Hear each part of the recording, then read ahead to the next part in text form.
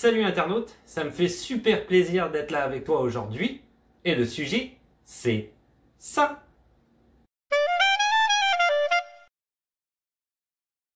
Alors aujourd'hui, une série de vidéos plus particulièrement sur la santé au Québec. Alors évidemment, comme d'habitude, n'oublie pas de t'abonner et de laisser un petit pouce bleu, ça va aider la chaîne, ça va la faire monter dans l'algorithme. Cela étant dit, n'oublie pas aussi qu'il y a déjà une vidéo qui a été faite sur la chaîne très complète, un peu plus longue, sur la RAMQ, donc tout le système de santé ici au Québec, comment ça fonctionne, si tu es un nouvel immigrant, comment ça marche, on y va au cas par cas, selon même ta situation, résident permanent, permis de travail fermé, entente des pays signataires, etc., etc. Il y en a pour tous les goûts. On commence tout de suite.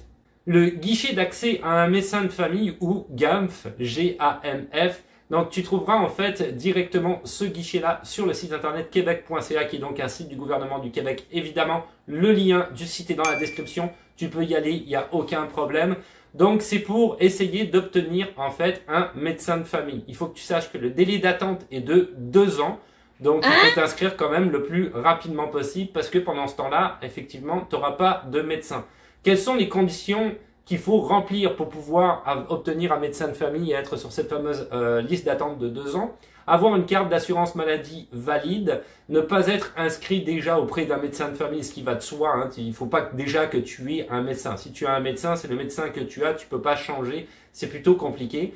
Demeurer à l'adresse inscrite dans le dossier à l'assurance maladie à RAMQ, ça c'est impératif. Avoir 14 ans ou plus. Si vous avez moins de 14 ans, une autre personne âgée de 14 ans ou plus doit faire l'inscription à ta place, donc tes parents évidemment, résider au Québec et avoir un code postal au Québec.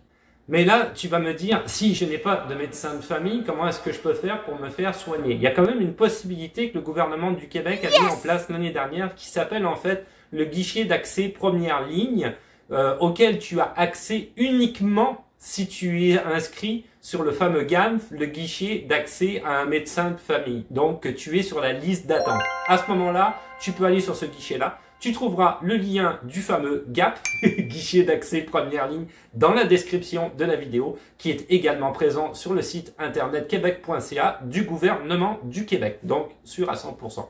Alors, en fait, qu'est-ce qui se passe avec ce fameux GAP en question, donc dit guichet d'accès première ligne? Tu as le droit à quoi quand tu vas dessus? Tu as le droit au renouvellement d'une ordonnance, qui est quand même relativement bien, l'obtention d'un formulaire n'importe lequel de type médical. Si tu as les symptômes de la grippe, du rhume, de la Covid et de la gastro-entérite, tu peux consulter à ce moment-là un médecin qui va te dire quoi faire, éventuellement te donner une ordonnance. Si tu es en grossesse, pour la contraception, pour l'interruption de grossesse, pour l'infertilité, pour les troubles mentaux, pour tout type de prélèvement, hein, donc par exemple des prises sanguines, par exemple, pour les dépistages des infections transmissibles sexuellement et par le sang, les ITSS, et aussi pour la vaccination. Donc ça peut être très intéressant si je reprends la vaccination. Si tu veux faire vacciner tes enfants, à ce moment-là, tu vas avoir une ressource quand même qui n'est pas négligeable, sans avoir de médecin, bien entendu. Et voilà, c'est tout pour aujourd'hui. Donc, comme d'habitude, n'oublie pas de t'abonner et de laisser un petit pouce bleu afin que je puisse monter un peu plus dans l'algorithme, d'être plus visible et d'avoir une communauté de plus en plus grande de gens qui peuvent s'entraider par rapport à l'immigration au Canada ou simplement des renseignements sur la vie ici au Canada. Mes réseaux sociaux, Instagram, TikTok, Twitch. Twitch, je suis pas réellement présent, mais ça existe quand même. Je vais probablement l'être à nouveau d'ici peu. Facebook, donc ce sont mes réseaux sociaux. Tu peux faire de la donation via PayPal. Tu peux aussi m'acheter un café si tu veux. Et je le boirai en ton honneur. Donc, il n'y a pas de souci. Et là-dessus, on se dit à la revoyure. Ciao. Bye.